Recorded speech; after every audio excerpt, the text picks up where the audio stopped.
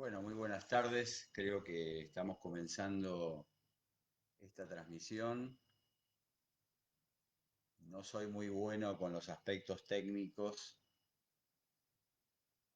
y me parece que la pantalla me está tomando muy de cerca. Vamos a ver si podemos mejorar esto. Pido un poquito de paciencia. Eh,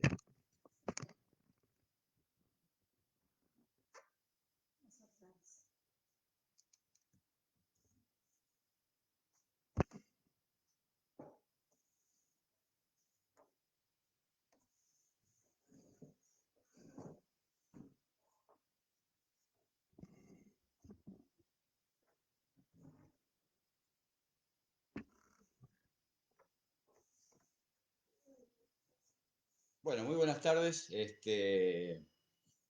un gusto compartir este tiempo con ustedes. Les decía recién, no soy muy bueno con los aspectos técnicos de las filmaciones y demás, así que intentaremos, bueno, hacer lo que podamos. Lamentablemente van a ver mi rostro un poco ampliado, es lo que hay y es lo que podemos ofrecer en una tarde como esta. Veo que varios se están conectando, así que estoy saludando a todos en esta tarde. Este, y bueno, dando gracias a Dios por la oportunidad de compartir un tiempo tan especial como este.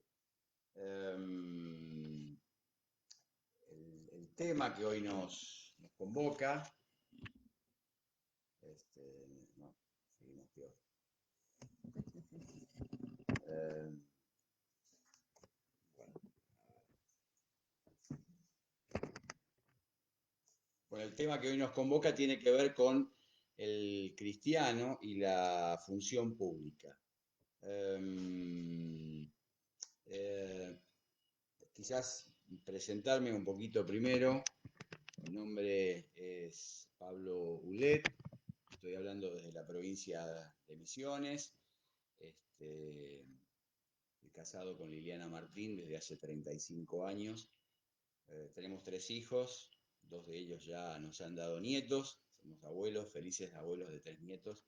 Así que tenemos una hermosa familia por la cual damos gracias a Dios cada día y estamos en el Ministerio Pastoral con Liliana desde hace unos 28 años más o menos. Estuvimos en la provincia de Buenos Aires primero y después aquí en la provincia de Misiones. Ya hace 21 años que estamos viviendo acá, desarrollando un ministerio pastoral y también estamos, bueno, compartiendo juntos, aunque yo sea la cara visible quizás en esto de la función pública, ¿no? Desde hace 17 años en la función pública. En primer lugar, fui legislador de la provincia de Misiones, diputado provincial 2003-2007. Después ya como abogado estuve en el Poder Ejecutivo, en el Ministerio de Trabajo como asesor jurídico, en una oficina aquí del interior de la provincia. Y desde hace poco más de 8 años en el Poder Judicial, estoy en el Poder Judicial. Ingresé al Poder Judicial como secretario de un juzgado de paz. Eh, Luego fui secretario de un juzgado de primera instancia. Aquí se han dado los juzgados multifuero, que son civiles, comerciales, laborales, familia y violencia familiar.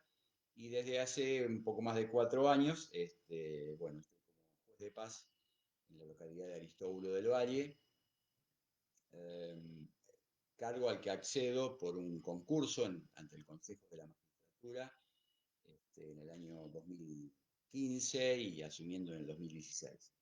Así que bueno, es un gusto compartir esta tarde con ustedes y pensar en esto del cristiano y la función pública. Y quizás la, la primera pregunta que tengamos que hacernos es si se trata de cristianos en función pública o funcionarios cristianos, que podría parecer lo mismo, pero en realidad no es exactamente lo mismo, porque pensemos, por ejemplo, que muchos de nuestros actuales funcionarios dicen ser cristianos, acceden a la función pública, juran poniendo sus manos sobre la Biblia, y sin embargo después hacen cualquier cosa, ¿no? decir, son cristianos, perdón, son funcionarios que se dicen cristianos. Y otra cosa es ser cristiano y estar en función pública. Porque el cristianismo, ustedes saben perfectamente, tiene que ver con una forma de vida, un modo de vida. Hemos elegido seguir a Cristo. Cristo es nuestro Rey, Cristo es nuestro Señor, Cristo es nuestro Salvador, es el sustentador de nuestras vidas, es el que, bueno, ha hecho todo por nosotros y nosotros, desde la vida cristiana nos hemos decidido involucrarnos y participar en la función pública. Quiero confiar en que esto está saliendo bien, que ustedes me están escuchando. La verdad es que no es fácil hablarle a una pequeña cámara que está al costado, pero bueno, quiero suponer que todo está saliendo en orden. Veo algunos mensajes por acá. Eh, bueno, algunos saludos, buenas tardes, desde Peña, desde Neuquén, Tucumán, qué bueno. Bueno, gracias por participar, estar y bancarse este tiempo de charla. Un texto en Jeremías capítulo 29, versículo 7, que dice, trabajen en favor de la ciudad. Y el texto sigue diciendo, la ciudad a la cual yo los he trasladado es Dios hablando al pueblo, ¿no? Ellos estaban en una tierra extraña, estaban ante personas extrañas, con autoridades extrañas, no tenían nada que ver con el pueblo de Israel, no tenían nada que ver con Dios y las festividades judías y nada de esto. Sin embargo, Dios les dice, ustedes tienen que trabajar en favor de esa ciudad, porque del bienestar de la ciudad depende el bienestar de ustedes. Y este es el error en el que muchas veces hemos caído, ¿no? Pensar que, bueno, si nosotros estamos bien, no importa cómo esté la ciudad.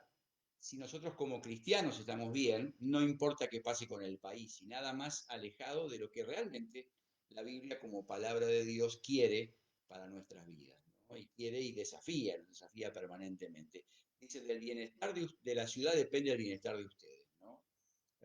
Otro texto muy conocido y que se ha hecho muy, muy famoso en este tiempo dice que cuando el justo gobierna, la ciudad se alegra, ¿no? Y cuando el impío gobierna, bueno, hay calamidad, hay tristeza, y muchas de las cosas que estamos conociendo y viendo en este tiempo.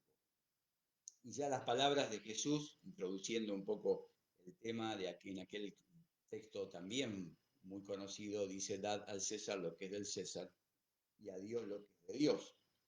Y nosotros hemos tomado esto diciendo, bueno, vamos a dar a Dios todo lo que se merece y corresponde, y esto es así, pero hemos descuidado la parte de dar al César lo que es del César, ¿no? Y quizás hemos limitado esto del César solamente al pago de impuestos, a nuestras contribuciones, a lo que nos correspondía abonar como tasa municipal, un impuesto provincial, un impuesto nacional. Bueno, hay mucho más en cuanto creo, en mi humilde opinión, hay mucho más todavía en cuanto a esto de dar al César, ¿no? Y creo que tiene que ver también con la posibilidad de participar, de involucrarnos, ¿no? De ser parte de la solución y no ser parte del problema. Alguien dijo una vez, si oráramos tanto como criticamos a los demás, en este caso el gobierno, ¿cómo sería nuestra vida y cómo sería la vida de aquel al cual estamos criticando? ¿No? Y creo que es aplicable a esto, ¿no? Si participáramos tanto como criticamos, ¿no? Si nos hiciéramos parte de la cosa pública tanto como criticamos, ¿cómo sería nuestra vida y cómo sería la vida del Estado, provincial, municipal, nacional, es decir, en cualquiera de sus esferas y en cualquiera de sus poderes, ¿no? Este, quiero leerles algo que decía Aristóteles hace muchos años, ¿no? 384 antes de Cristo, este filósofo, político, científico, nacido en Grecia, decía, el hombre, el ser humano, es un animal político, nació para vivir en comunidad. Y fuera de la comunidad, o fuera de la ciudad-estado griega, el hombre no tiene futuro. Y agregaba Aristóteles, el hombre solitario o era un animal o era un dios, ¿no? 384 antes de Cristo estaba hablando precisamente alguien que, bueno, no tenía la luz del Espíritu Santo sobre su vida, hasta donde nosotros sabemos, y estaba desafiándonos precisamente a participar. Y él usaba una palabra que a nosotros nos suena un poquito fuerte, que es la palabra idiota, ¿no? Y él decía, el idiota es el hombre que lleva el interés por su vida al extremo de olvidar cualquier consideración por lo público. Es el que se aleja, es el que se separa, es el que se aísla, es el que se va de la ciudad, es el que se desentiende, el que se iba a vivir fuera de los límites de la ciudad-estado griega, ¿no? Y a esto se llamaba de esta manera, idiota, pero no en un sentido peyorativo como quizás lo usamos nosotros, ¿no? Sino como el despreocupado, el desinteresado, aquel al que no le llama absolutamente la atención qué es lo que está pasando en su ciudad o en su provincia o en su país. Pablo Chirch, que es un poco mi mentor en todos estos años, que fue ministro de Educación aquí de la provincia de Misiones, vicegobernador de la provincia, diputado provincial, él dice que hay por lo menos tres tipos de personas, ¿no? Los que no tienen ni idea de cómo suceden las cosas. En segundo lugar están los que tienen alguna idea de cómo suceden las cosas. Y en tercer lugar están los que hacen que las cosas sucedan. Y a mí me gusta estar en este tercer grupo, ¿no? Ser de aquellos que hacen que las cosas sucedan. A veces bien, a veces mal, a veces con virtudes, a veces con defectos, pero estamos en el campo de batalla, estamos en la primera línea, estamos ahí para dar lucha, para hacerle frente a la situación, como seguramente muchos de ustedes que están en función pública también están compartiendo esta charla en esta tarde. Si nos metemos un poquito en el campo de la reforma, Calvino, Lutero, opinaron acerca, perdón, del Estado y lo público, ¿no?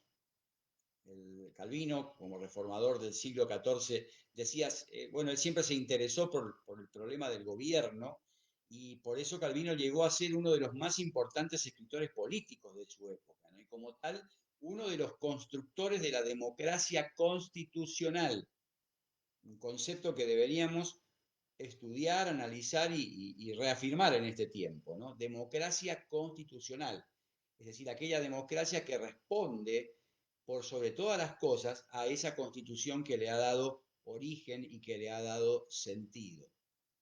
Calvino, en una especie de resumen de su doctrina y enseñanza sobre la relación del Estado y de la Iglesia, él decía, Dios es soberano sobre la Iglesia y Dios es soberano sobre el Estado. Y bueno, como mencioné recién, también Martín Lutero ha escrito cosas muy interesantes acerca del Estado y acerca de nuestra relación perdón, con el Estado y la relación de la Iglesia como institución con el Estado. Yo he escrito un pequeño libro que se los muestro acá, es El desafío de la función pública.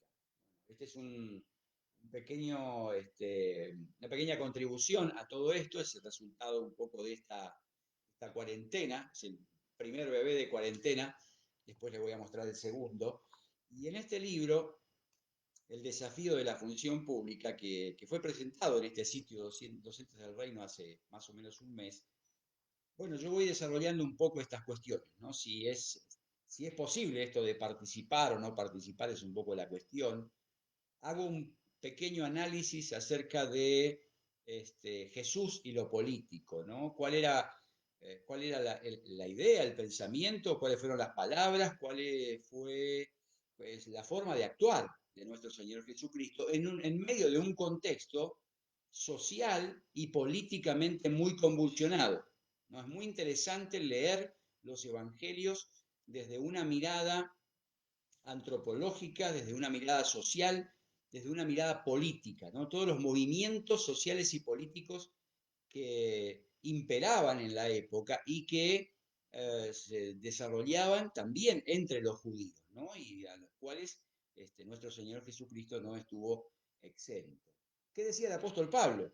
Famoso texto, Romanos capítulo 13, ¿no? Quizás uno de los textos más conocidos en cuanto a la forma de pensar del apóstol y de vivir del apóstol Pablo con el tema de la política, ¿no? Bueno, el Estado en la Reforma Protestante, y aquí hago un poquito más de mención acerca de Calvino y Lutero y algunos otros reformadores, hablamos un poco acerca de la ética en la función pública, tan necesaria. Estos días salió una encuesta que se hizo no hace mucho tiempo aquí en la Argentina. Se le preguntó específicamente a la gente cuál era el tema que más le preocupaba, ¿no? Y bueno, alguno podría decir el tema más preocupante para la sociedad en este momento es la salud, ¿no? Con todo esto del coronavirus, la pandemia, las cuarentenas, el distanciamiento, y todas las cosas que estamos viviendo y conociendo y, bueno, quizás hasta padeciendo en este tiempo, ¿no? Otro diría lo más preocupante para el habitante de la Argentina en este tiempo es la economía. El dólar blue a casi 200 pesos, la pérdida de trabajo, el crecimiento de la pobreza con niveles casi nunca vistos en la Argentina y los salarios que han perdido valor adquisitivo, la inflación, bueno, todo lo que conocemos y sabemos por ir solamente al supermercado, ¿no? Sin embargo, esta encuesta dice y dio como primer preocupación en los argentinos en este tiempo el tema de la corrupción.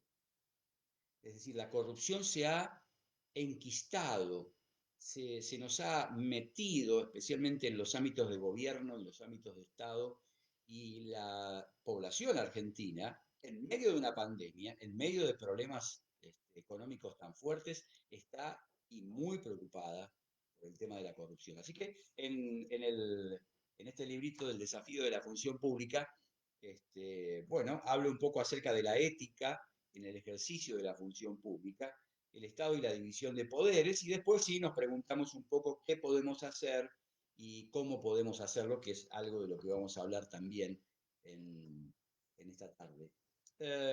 Yo concibo al Estado como un gran prestador de servicios. Y creo que, bueno, podemos entrar después en algunas definiciones, no es el momento para hacerlo, cuáles son los elementos esenciales del Estado, etcétera, etcétera, pero esencialmente yo considero al Estado un gran prestador de servicios. Y hay servicios, el problema es que el Estado digo personas, ¿no? No el Estado institución. El Estado institución no se puede dar cuenta mucho de algunas cosas, la institución en sí, pero las personas sí.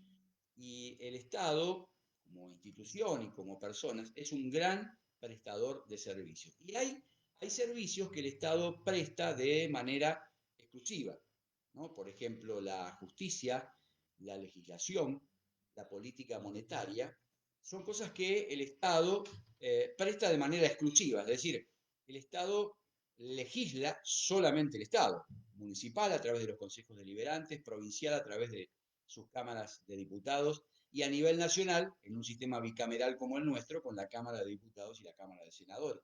Es decir, no comparte con el sector privado este tema de la legislación, como tampoco comparte la justicia, ¿no? Hay poderes, el Poder Judicial está a nivel provincial, perdón, nacional, a nivel provincial y a nivel municipal, con los juzgados de falta o los juzgados de paz, en este caso que tenemos injerencia en las cuestiones contravencionales y vecinales en cada municipio. Es decir, servicios como legislación, justicia, política monetaria, el Estado los presta con exclusividad. Pero hay otros servicios en los que el Estado permite la participación del privado, del particular, ¿no? La educación, la salud, el desarrollo industrial, el comercio, aún el régimen bancario.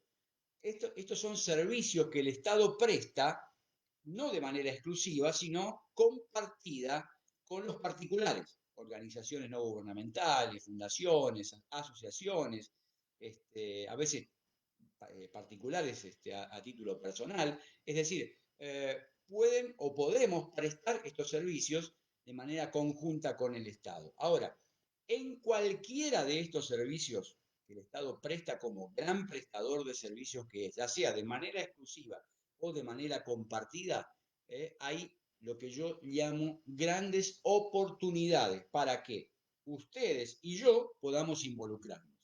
Y cuando yo hablo de funcionario público, cuando hablo de función pública, No estoy haciendo referencia solamente quizás a los cargos que podemos considerar más importantes o jerárquicos como el presidente, el gobernador o el intendente, ¿no?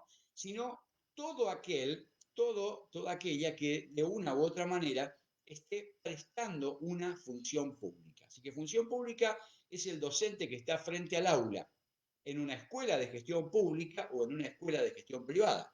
Gestión pública es el enfermero, la enfermera que está en el hospital público, que está en un sanatorio, es el empleado de los bancos oficiales, es el que trabaja en la Cámara de Diputados, ya sea como legislador o como asesor o como secretario o como lo que fuera. Es decir, cualquier lugar que ustedes y yo podamos ocupar dentro del gran marco, dentro de esta gran bandeja que nos contiene a todos, que es el Estado, estamos prestando una función pública. Y yo creo y considero que cada uno de estos lugares son una gran oportunidad de servicio. ¿Para quiénes? Para todos aquellos cristianos comprometidos que asumamos la función pública como un lugar para el desarrollo de los principios y los valores bíblicos, éticos, morales, los valores del reino. Podemos estar de acuerdo en esto, creo, ¿no? Y quiero volver a repetirlo. Yo considero que cada uno de estos lugares de función pública son una gran oportunidad de servicio para todo cristiano comprometido, ustedes y yo, y cientos y miles en otras partes del país, que asumamos la función pública, no solamente como un lugar de trabajo, no solamente como un lugar en el cual ir a desarrollar una función, no solamente como un lugar en el cual prestar un servicio, cumplir un horario, llegar a fin de mes, cobrar un sueldo que por lo general es bastante escaso y la función no siempre es bien remunerada, ¿no? Sino como un lugar fundamentalmente para el desarrollo de los principios y los valores bíblicos, los principios y los valores del reino. Y creo que este es un poco el punto de partida. Que vos, docente, maestro, maestra, profesor, profesora, puedas considerar ese lugar en el cual estás, ese aula, ese grupo de alumnos, ¿no? Como esa congregación preciosa que Dios te ha dado para desarrollar los valores y los principios del reino y de la palabra, ¿no? Lo mismo en el hospital, en las fuerzas de seguridad, la policía, la gendarmería, el lugar que estés ocupando, una oficina municipal, una oficina nacional, lo que fuera, el lugar que estés ocupando, la tarea que estés desarrollando, es el lugar en el cual Dios te ha puesto y me ha puesto a mí para desarrollar una función pública de excelencia en base a los valores y a los principios de la palabra. Creo que con esto podemos estar todos de acuerdo. La provincia de Misiones en los últimos años ha prestado un especial interés a todo lo que tiene que ver con la creación de nuevos juzgados, hablo en mi campo, ¿no? Que es el Poder Judicial, la creación de nuevos juzgados, la designación de nuevos jueces, defensores, fiscales y todo lo que esto significa, ¿no? Y se han desarrollado muchos concursos. El Consejo de la Magistratura de la provincia de Misiones, que acaba de cumplir 20 años de tarea, de función, de desarrollo, ha llevado adelante en los últimos años más de 100 concursos. Más de 100 concursos entre, vuelvo a decir, jueces, fiscales, defensores, jueces de primera instancia, jueces de paz, jueces de cámara.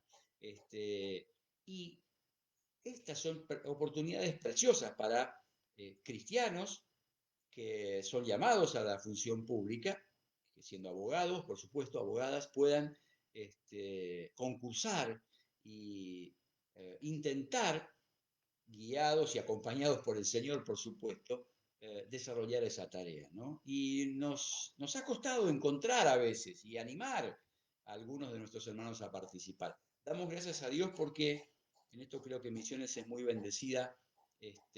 Somos más de 10 en este momento los jueces, también defensores, fiscales, no recuerdo mal la última cifra, entre 12 o 13, que somos cristianos en función pública.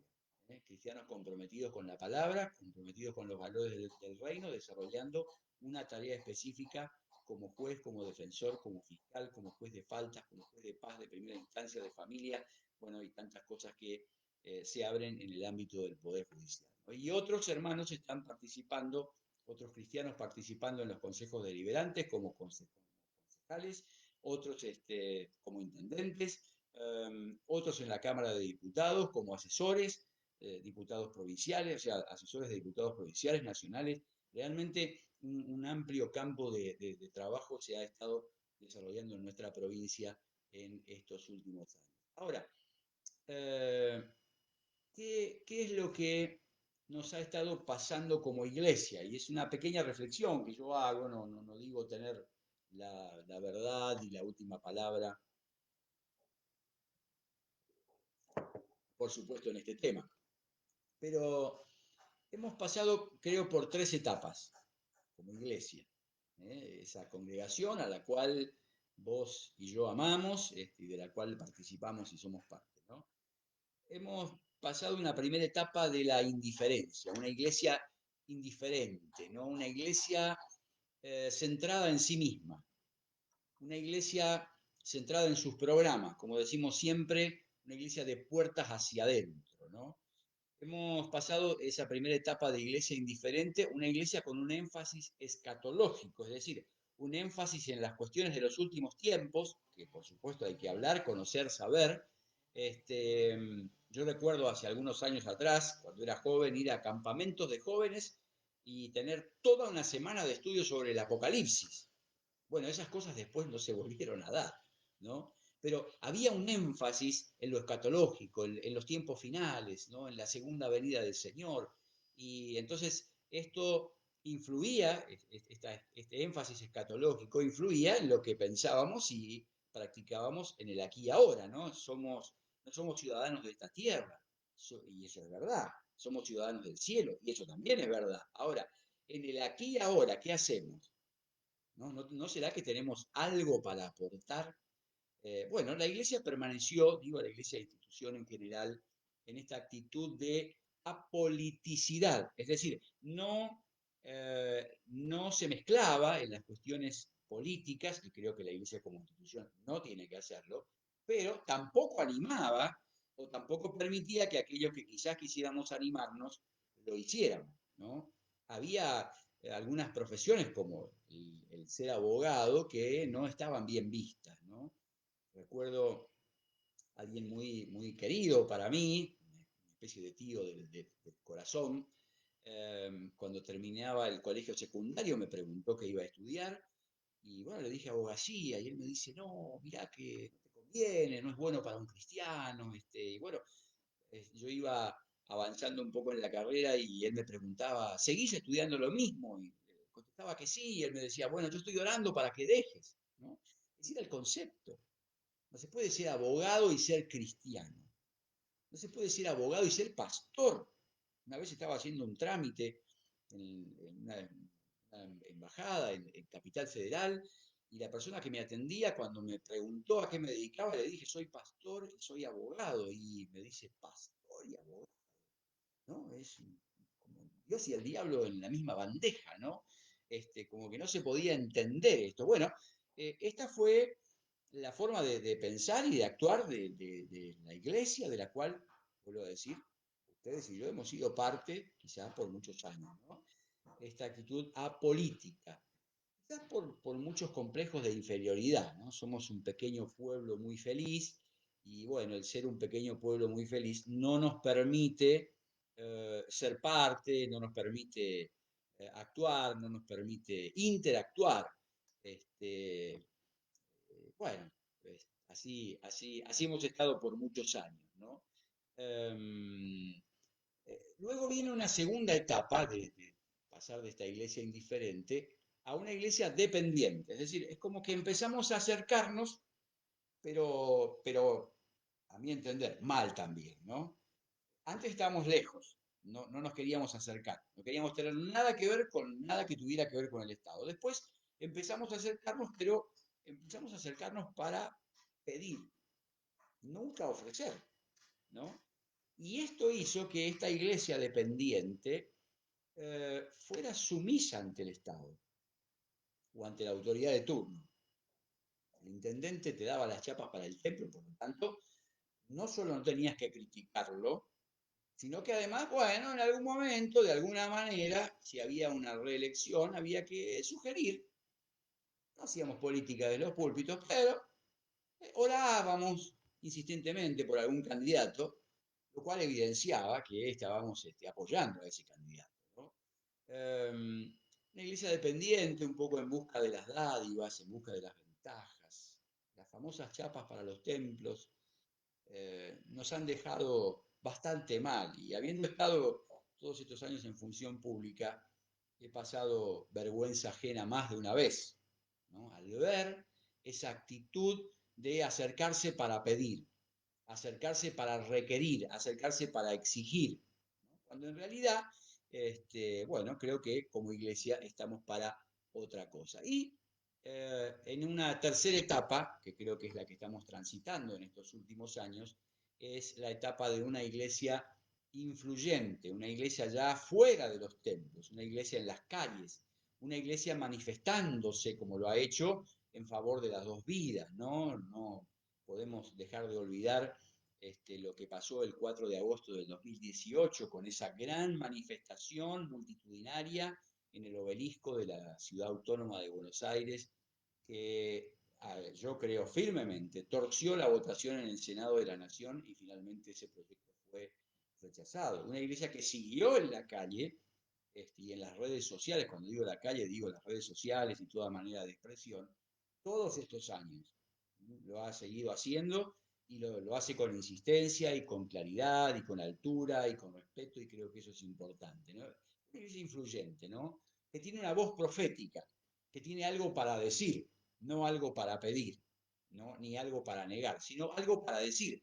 Una iglesia profética que se presenta ya como parte de la solución y no parte del problema, ¿no? Una iglesia profética que propone alternativas de servicio, de mejoramiento, una iglesia profética, una voz profética influyente, una iglesia influyente, que levanta líderes en las ciudades y ofrece esos líderes a las ciudades, ¿no? Qué bueno que es que el Estado, como gran prestador de servicio que es, pueda nutrirse de cristianos llamados a la función pública, ¿no? Una iglesia influyente que entiende que la función pública es una misión yo llamaría hasta transcultural, porque tiene sus códigos, sus lenguajes, sus costumbres, a veces creemos que todo es igual y no es así, ¿no? Y una iglesia que entiende esto y envía a algunos de sus integrantes, los que tengan, ahora lo vamos a ver, vocación, llamado, integridad, santidad, pertenencia, los envía a la función pública. Así que, haciendo un pequeño repaso, creo que en los últimos años hemos pasado de una iglesia indiferente a una iglesia dependiente y en este último tiempo ya sí una iglesia influyente. ¿Qué requiere la función pública? Lamentablemente, muchas veces hay personas que acceden a la función pública porque trabajaron en la última campaña política, ¿no? Del candidato que ganó. Pegaron afiches, colgaron carteles, hicieron publicidad, caminaron la calle, como se dice. Eh, y en tiempos de juventud hice varias de estas cosas, ¿no? Había afiliado a un partido político, con 22 años se daba la primera posibilidad de votar, cuando en el 83 volvimos a la democracia. 21 años, perdón, y entonces, bueno, participé activamente en varias de esas elecciones y con mucho entusiasmo, y bueno, después hubieron otros llamados a los cuales tuvimos que responder, y esa función pública o ese llamado quedó un tanto relegado hasta que el Señor volvió a generar la oportunidad, ¿no? Pero ¿qué se requiere? Creo que en primer lugar se requiere llamado. Yo voy a hablar de cuatro cosas: llamado, pertenencia, integridad e idoneidad, ¿no? Y el primero de estas cuatro cosas que se requieren tiene que ver con el llamado. Es una palabra para nosotros bastante conocida en nuestro ámbito, ¿no? Tengo el llamado a ser pastor, tengo el llamado a ser misionero, tengo la vocación, son palabras muy similares, que apuntan a lo mismo, ¿no? Tengo la vocación de ser docente, tengo la vocación de ser médico, tengo la vocación de estar en una fuerza de seguridad. Es decir, son palabras que nosotros conocemos, ¿no? Hace un tiempo le hicieron una entrevista a un grupo de descendientes del general Manuel Belgrano y les preguntaron, esta es una nota que salió publicada en el diario Clarín, les preguntaron precisamente qué les había dejado Manuel Belgrano, ¿no? Y ellos dijeron, nos legó la vocación, ¿no? Nos legó la vocación, y específicamente decía la vocación de servicio, ¿no? Él nos ha dejado como herencia esa vocación de servicio. La palabra vocación tiene que ver con, decíamos, llamado, inspiración que una persona siente, tiene que ver con una inclinación que una persona siente en su interior para dedicarse a una determinada forma de vida, o a una determinada forma de trabajo, ¿no? Eh, con eso tiene que ver el llamado. Y yo creo que lo primero que nosotros tenemos que tener para cualquiera de estas tareas es el llamado. Y los que están en la docencia, como muchos de ustedes que quizás están escuchando en esta tarde, saben perfectamente que si no tuvieran vocación y llamado, hubieran dejado el aula hace mucho tiempo. Los que están en la salud pública saben exactamente lo mismo. Los que están en el ministerio pastoral, misioneros, lo que fuera, saben exactamente lo mismo. Si no hay llamado, si no hay vocación, ante las primeras adversidades uno junta las cosas y se va, ¿no? En estos 17 años de función pública, yo pasé por dos momentos de mucha presión. Uno fue hace ya varios años atrás, siendo legislador de la provincia, donde habíamos denunciado hechos de corrupción del gobierno al cual pertenecíamos. Y la presión fue muy fuerte, les puedo asegurar, la presión fue muy fuerte porque no estábamos denunciando a la oposición, estábamos denunciando a un ministro de nuestro propio espacio político. Y hace unos 3 años atrás, ya como juez de paz, viví una segunda experiencia también bastante difícil y traumática, y les puedo asegurar que si no hay llamado, si no hay vocación, por supuesto, la ayuda del Señor, el acompañamiento de la familia, todo esto lo doy por descontado, ¿no? Pero si el llamado no está firme y no está presente, si la vocación no está firme y presente, bueno, juntamos nuestras cosas y nos vamos. No hay otra forma. Una de las preguntas que surge cuando hablamos de llamado y vocación es si el llamado se discute o no se discute, porque uno dice el llamado no se discute. Yo lo he escuchado mucho a esto. Y permítanme, vuelvo a decir, esta es una opinión muy personal. Yo creo que algunos llamados yo los discutiría, yo los replantearía. Yo repreguntaría si realmente fue Dios que te llamó para esa tarea o fue la noche, el desvelo de una larga noche o el sueño después de una comida abultada, ¿no? Yo creo que el llamado que nosotros sentimos a cualquier tarea, cualquiera de estas que hemos mencionado y otras que no, tiene que ser confirmado, ¿no? El llamado al ministerio, el llamado a la educación, el llamado a la salud, el llamado a la función pública, tiene que ser confirmado, ¿no? Y creo que la familia es el primer lugar en el cual debe estar esta confirmación, ¿no? Si la esposa no te acompaña, el esposo, si tus hijos no te acompañan cuando son hijos o adolescentes, bueno, es difícil seguir adelante, ¿no? La familia en primer lugar, confirmando eso que yo digo sentir como llamado, ¿no? Bueno, somos parte de una congregación local, de una iglesia, hay un pastor, bueno, el liderazgo, los pastores, la propia iglesia también debe confirmar ese llamado. ¿Por qué no? ¿Por qué no? ¿Por qué no preguntar? Estoy por hacer tal cosa. Estoy por involucrarme en la función pública. O ya estoy y ahora quiero hacerlo de otra manera. ¿Por qué no confirmar ese llamado con aquellos que nos aman y que quieren lo mejor para nosotros, como es precisamente la familia o la congregación local, el pastor, tus líderes, otros hermanos, el desarrollo propio de la tarea?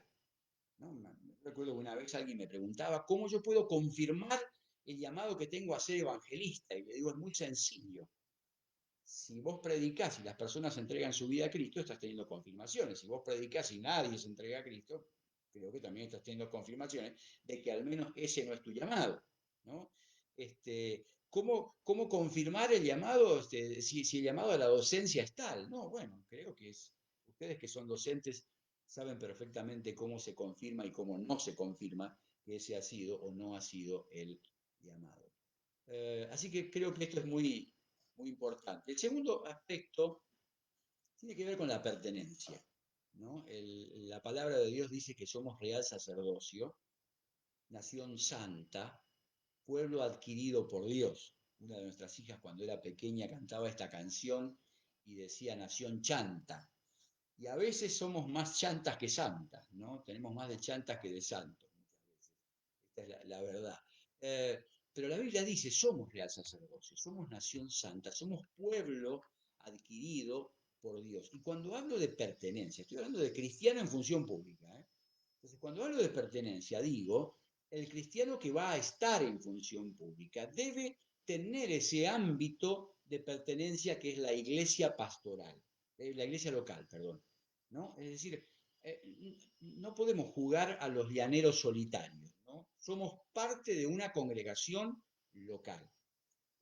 Los 17 años que llevo en la función pública siempre, además, también he desarrollado, junto a mi esposa, lo dije al principio, el ministerio pastoral.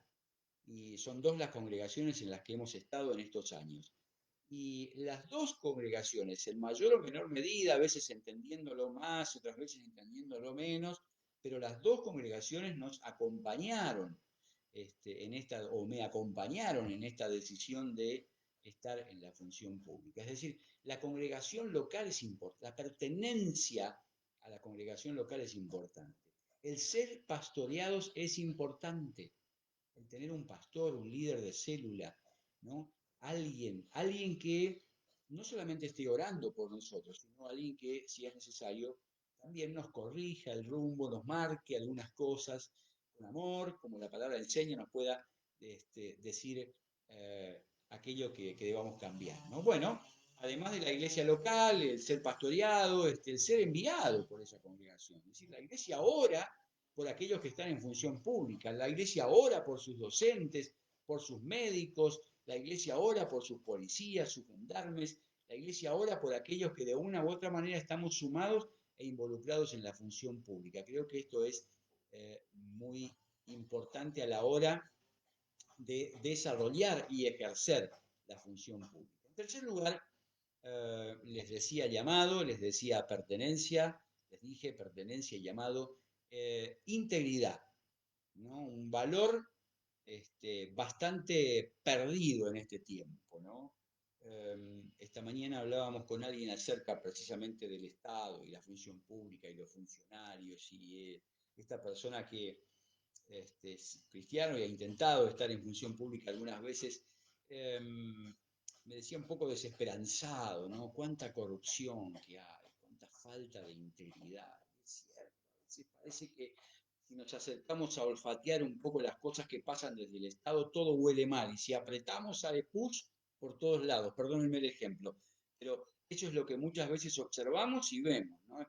Partiendo de nuestros municipios, pasando por nuestras provincias, hasta llegar al Estado Nacional, ¿no? Parece que hay negociados por todos lados, ¿no? Hay coimas por todos lados, hay sobreprecios por todos lados, hay funcionarios que se han ido, los hemos visto irse de nuestro pueblo con una mano atrás y otra adelante hace algunos años atrás y hoy vuelven como millonarios.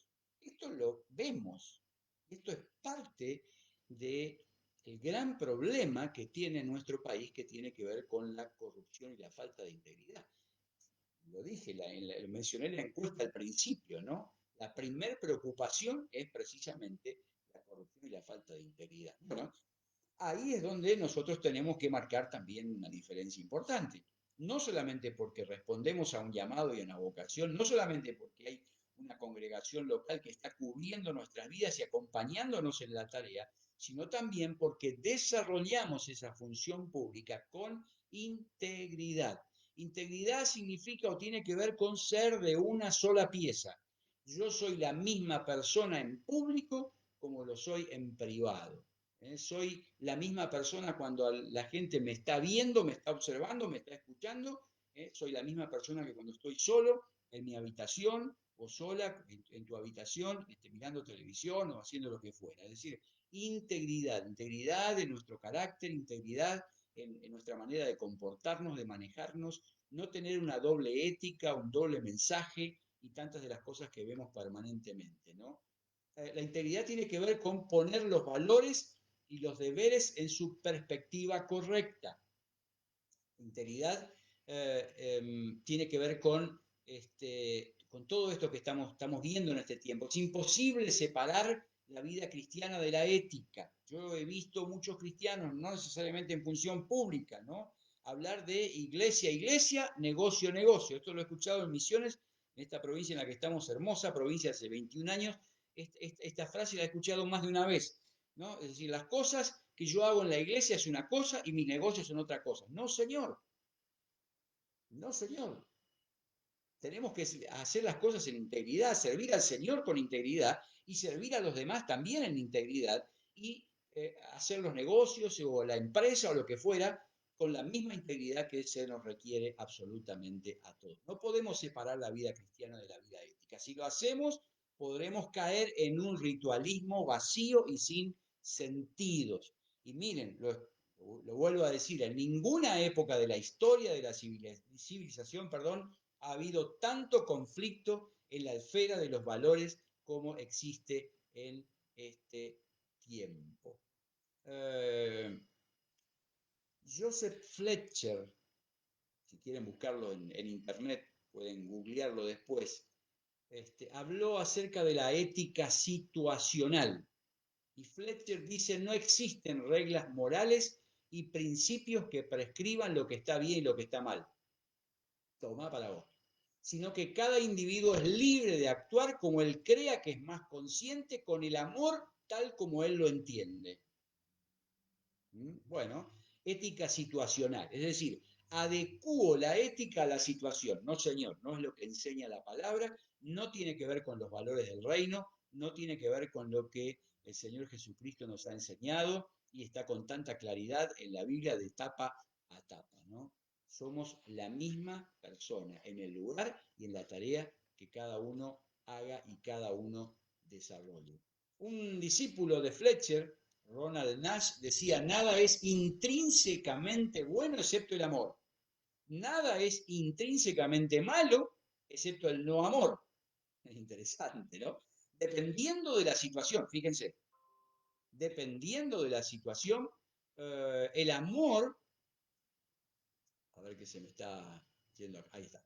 El amor puede que encuentre necesario mentir, robar, presumiblemente hasta fornicar, blasfemar y adorar falsos dioses. El único absoluto es el amor.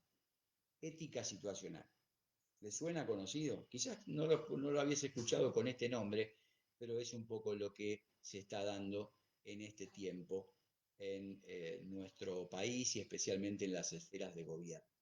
Finalmente, la idoneidad, ¿no? Les mencioné la vocación, el llamado, les mencioné la pertenencia, les mencioné la integridad y menciono ahora la idoneidad. Usamos mucho el libro de Daniel capítulo 1 cuando hablamos de preparación, ¿no? Y está muy bien. Y el versículo 4 dice que se requerían jóvenes enseñados en toda sabiduría, sabios en ciencia y de buen entendimiento, e idóneos para estar en el palacio del rey, y que les enseñase las letras y la lengua de los caldeos. Bueno, no voy a desarrollar este texto porque es muy amplio, hay mucho para lo cual, de lo que hablar, pero sí creo que cuando hablamos de idoneidad, estamos hablando de la capacidad que cada uno de nosotros debe tener para esa tarea específica. Es decir, muchos de ustedes están en la docencia, y espero que todos ustedes que estén en la docencia, están en la docencia porque son idóneos, tienen la capacidad sobrenatural y natural porque han estudiado también y se han preparado y se están perfeccionando permanentemente para estar al frente de un aula, para hablar con sus alumnos. para explicar, bueno, todo lo que tenga que ver con la materia que corresponda, ¿no? Hay que prepararse, hay que estudiar. Y una vez que estamos en la función, hay que estudiar más todavía. Hay que prepararse más todavía. Muchos creen que, lo logré, ya tengo la titularidad, soy titular, nadie me va a mover de este cargo, soy juez titular, nadie me va a mover de acá, no excepto juicio político por mal desempeño, etcétera, etcétera. Bueno, está todo muy bien, pero la realidad es que hay que prepararse permanentemente. Yo estoy dando gracias a Dios que estamos llegando a los últimos meses del año porque el Centro de Capacitación del Poder Judicial de la provincia de Misiones nos ha bombardeado con capacitaciones en todos estos meses. Además, también soy capacitador del centro judicial, así que también he tenido que ser tutor y replicador en algunos cursos de capacitación. Y doy gracias a Dios por cada oportunidad que Él me da de prepararme. Lamento no ser un poco más joven para hacer algunas cosas más todavía en cuanto a preparación y capacitación. La inspiración y la capacitación, a ver, no quiero herir la susceptibilidad espiritual de nadie, pero creo firmemente que la inspiración y la capacitación del Espíritu Santo nunca reemplazará de manera automática y mucho menos antojadiza la responsabilidad que todos tenemos de prepararnos. ¿Te hizo ruido esto? ¿Te sonó un poquito disonante? Bueno, te lo voy a volver a repetir. Creo firmemente, creo en la inspiración y en la capacitación del Espíritu Santo. Claro que sí. En cualquier tarea que hagamos, no solamente si somos pastores o maestros de escuela bíblica dominical, ¿no? En cualquier tarea creo en la capacitación y la inspiración del Espíritu Santo. Pero lo que no creo es que la capacitación e inspiración del Espíritu Santo reemplazará de manera antojadiza y automática la responsabilidad que vos, usted y yo tenemos de prepararnos para la tarea que estamos desarrollando o vamos a desarrollar. Bueno, estamos ya llegando al final de esta hora. Lástima que no podamos interactuar de otra manera. El texto que mencioné al principio decía, den al César lo que es al César, lo que es del César y a Dios lo que es de Dios, ¿no? Y por mucho tiempo se creyó que dar al César era pagar los impuestos. En el pueblo de Israel se pagaba el impuesto a la tierra, los réditos, el empadronamiento, impuesto al templo. En aquel tiempo, pagar impuestos era reconocer otro rey. En la época de nuestro Señor Jesucristo, era una cuestión religiosa, no solamente impositiva, ¿no? Pagar impuestos era reconocer otro rey. Entonces, pagar impuestos al César era reconocer al rey, perdón, a César como rey. Pagar impuestos al templo era reconocer a Dios como rey, ¿no? Eh, bueno, los fariseos y los herodianos se unen para atacar a Jesús y empiezan a jugar con esto de la doble ciudadanía, si somos del cielo, somos de la tierra, y etcétera, etcétera, ¿no? Y el Señor dijo, den al César lo que es del César y den a Dios lo que es de Dios. Y yo creo que dar al César es más que impuestos. Creo que dar al César tiene que ver con la agenda de transformación de la iglesia y esta agenda de transformación que toda iglesia debe tener tiene que incluir a la función pública. Cuando digo función pública, no quiero ser reiterativo, hablo de todo lo que tenga que ver con los servicios que el Estado presta. Creo que dar al César es más que impuestos y tiene que ver con que los llamados, los que tenemos vocación de servicio, bueno, tenemos que además prepararnos, prepararnos y mucho. La Biblia dice la bendición de los rectos engrandece a la nación. Muchas veces los rectos no podemos bendecir a la nación o a la provincia o a la ciudad, sencillamente porque no estamos preparados y no somos idóneos para la tarea. Y creo que fundamentalmente también creo que para transformar hay que estar, ¿no? De afuera es muy difícil, ¿no? Desde la tribuna todos somos buenos dando opiniones, consejos, sugerencias, pero hay que meterse, hay que estar, hay que participar. Antes de leerles el último texto, quiero también comentarles que en este tiempo pude escribir, a ver si lo puedo mostrar bien, ahí está, este libro, Derecho a la Familia. También es un resultado de la cuarentena, aunque en los dos libros venía trabajando desde hace tiempo, pero al encontrar un poco más de disponibilidad y de quietud, especialmente en los primeros meses de cuarentena, pude, y con la ayuda del Señor, por supuesto, concretar el poder escribir estos dos libros. Y en este libro, El Derecho a la Familia, no es un libro de derecho, sino que es un libro con dos enfoques, un enfoque pastoral y un enfoque desde la ley, desde el derecho, sobre distintas cuestiones, ¿no? Como el divorcio, los alimentos, si hay separación, si los hijos están lejos, etcétera, etcétera. Bueno, la comunicación, la administración del dinero, la falta de las crisis y las oportunidades que éstas generan, la violencia, que muchas veces se da en el ámbito de la pareja, cuando los hijos no llegan, la educación en desacuerdo, etcétera, etcétera. Bueno, estos dos libros están a disposición de cualquiera que quisiera eh, alguna vez tengamos la oportunidad de vernos personalmente y poder tenerlos. Bueno, eh, quiero agradecer los saludos que todos están, o que varios han escrito, aunque no tengo la oportunidad de leerlos todavía ahora. Y terminar con un texto de Eclesiastés capítulo 10. Dice, hay un mal que he observado debajo del sol, como el error que proviene de un gobernante. El insensato es colocado en grandes alturas y los ricos habitan en posición humilde. He visto siervos a caballo y príncipes andando a pie como siervos. Y yo creo que en este tiempo, en la familia de la fe, en la iglesia de Cristo, hay muchos príncipes caminando las calles sin ocupar los lugares que merecen. Y quizás vos, usted, yo, bueno, y tantos otros, un ejército, un gran ejército. Miren, en nuestras congregaciones hay gente con tanta preparación, tanta preparación, que podríamos armar dos gobiernos, nacionales, provinciales y municipales. Yo sé que no es fácil, ¿no? A mí me ha tocado militar, estar en la política, hacer campañas. No es un terreno fácil, claro que no. Pero muchos o algunos somos llamados.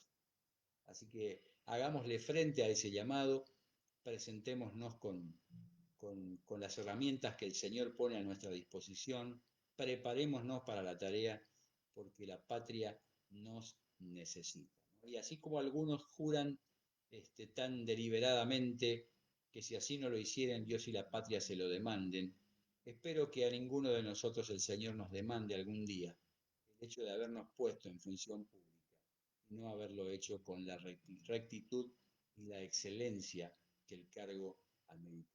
Que Dios los bendiga. Gracias por su atención. Me han honrado con su atención en esta hora y espero que esto haya sido de bendición y se pueda replicar muchas veces más para que muchos más sean bendecidos y llamados. Y felicito a docentes, a docentes del Reino, el pastor Adrián, a Daniela y tantos otros que trabajan con tanto esfuerzo y tanto entusiasmo para generar este tremendo colectivo docente que está impactando a todo el país, les puedo asegurar, está impactando a todo el país.